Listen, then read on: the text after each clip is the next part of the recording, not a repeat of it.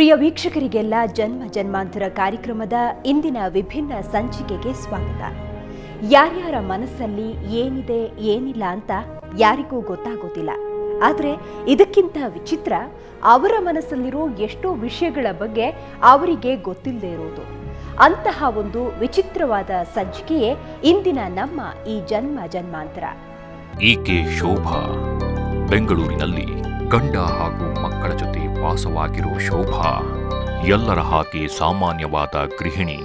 ಇವರನ್ನ ಇಷ್ಟಪಡೋ ಗಂಡ, ಮುದ್ದಾದ 2 ಮಕ್ಕಳು. ಬಹುಶಃ ಇವರನ್ನು ಸಂತೋಷವಾಗಿಟ್ಟಿರೋದು ಇದೊಂದೇ ಅನ್ಸುತ್ತೆ. ನಮ್ಮ ಈ ಜನ್ಮ ಜನ್ಮಾಂತರ ಕಾರ್ಯಕ್ರಮದ ರೂವಾರಿಯಾದ ಮಂಜುನಾಥ ಶಾಸ್ತ್ರಿ ಗುರೂಜಿಯವರ ಸಹಾಯ ಕೋರಿ ಬಂದ ಶೋಭಾ ತನ್ನ ಬದುಕಿನ ದುರಂತಗಳನ್ನು ಯಾವ ರೀತಿ ವಿವರಿಸ್ತಾರೆ ಅನ್ನೋದನ್ನ ತಿಳಿಯೋಣ. ನಮಸ್ಕಾರ, ಏನು ತಮ್ಮ ಹೆಸರು? ಶೋಭಾ ಅಂತ. ಓಕೆ, ಹೇಳಿಮ್ಮ, ಏನು ನಿಮ್ಮ ಸಮಸ್ಯೆ? ಕಾಲು ನೋವು, ಸೊಂಟ ನೋವು, ತಲೆನೋವು, ವಿಪರೀತ ತಲೆನೋವು ಬಂದರೆ ತಡ್ಕೊಳಕ್ಕೆ ಆಗಲ್ಲ ನೋವು.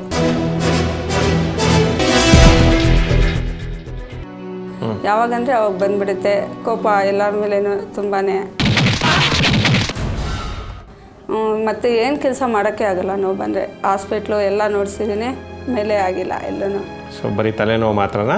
ಮತ್ತು ಚಳಿ ಚಳಿ ಥರ ಆಗೋದು.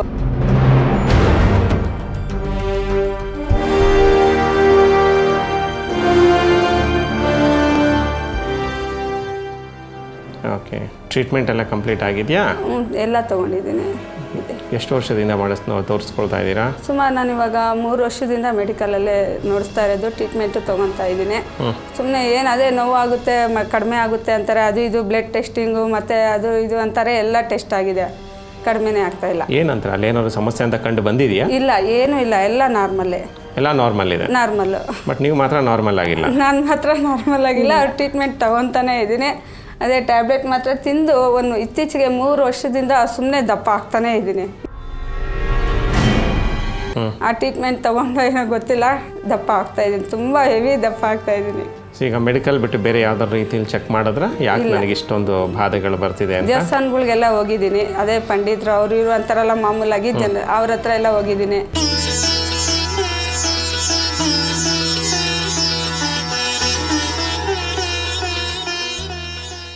ಅದೇ ಮದುವೆ ಆದಾಗಿಂದ ರೈಸ್ ಆಗಿದೆ ನನಗೆ. ಮದುವೆಕ್ಕಿಂತ ಮುಂಚೆ ಚೆನ್ನಾಗಿದ್ರೆ? ಅವಾಗ ಚೆನ್ನಾಗಿದ್ದೆ, ಮದುವೆ ಮುಂಚೆ. ಮದುವೆ ಆದಾಗಿಂದ ರೈಸ್ ಎಲ್ಲಾನು.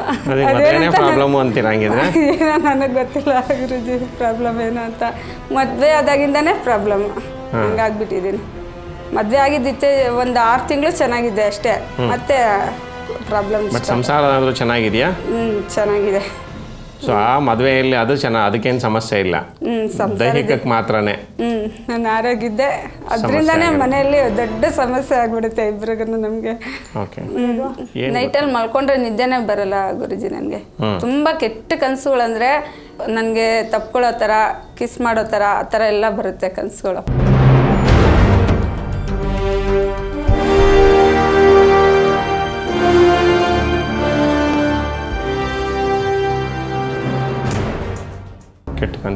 ತುಂಬಾನೇ ಕೆಟ್ಟ ಕನಸುಗಳು. ಸರಿ ಅದೇ ಕತ್ಲು ಕಂಡ್ರೂ ಭಯ ಆಗುತ್ತೆ ನನಗೆ ನಡುವೆ. ಎಲ್ಲಾದ್ರೂ ಒಬ್ಳೇ ಹೋಗೋದೇ ಇಲ್ಲ ಕತ್ಲಲ್ಲಿ. ಮುಂಚೆ ಆರಾಮಾಗಿ ಹೋಗ್ತಾ ಇದ್ದೆ, ಅದ್ ನೋಡಿದ್ರೆ ನಮ್ಮ ಮನೇಲಿ ಯಾರು ನಂಬೋದೇ ಇಲ್ಲ. ಅಲ್ಲಿ ನಾನು ಹೇಳಿದ್ರೆ ನಿನ್ಗೆ ಯಾವಾಗ್ಲೂ ಅದೇ ಭ್ರಮೆಯಲ್ಲಿ ಇರ್ತೀಯ ನೀನು ಅಂತಾರೆ. ನಂಬೋದೇ ಇಲ್ಲ ನಾನು ಹೇಳ್ತಾ ಇದ್ರೆ ಹಿಂಗೆಲ್ಲ ಆಗ್ತಾ ಇದೆಯಾ ಅಂದ್ರೆ.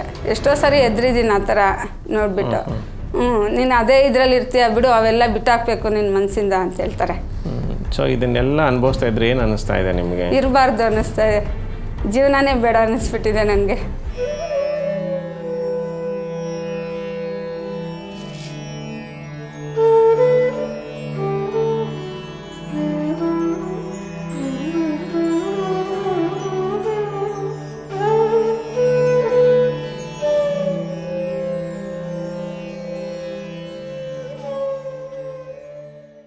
ಎಷ್ಟು ಅಂತರಗಳು ಹಾಕೊಂಡಿದ್ದೀನಿ ಅಂದರೆ ಸುಮಾರು ಒಂದೊಂದು ಅಂತರ 2,000 ರೂಪಾಯಿ 3,000 ರೂಪಾಯಿ ತಗೊಂಡಿದ್ದಾರೆ.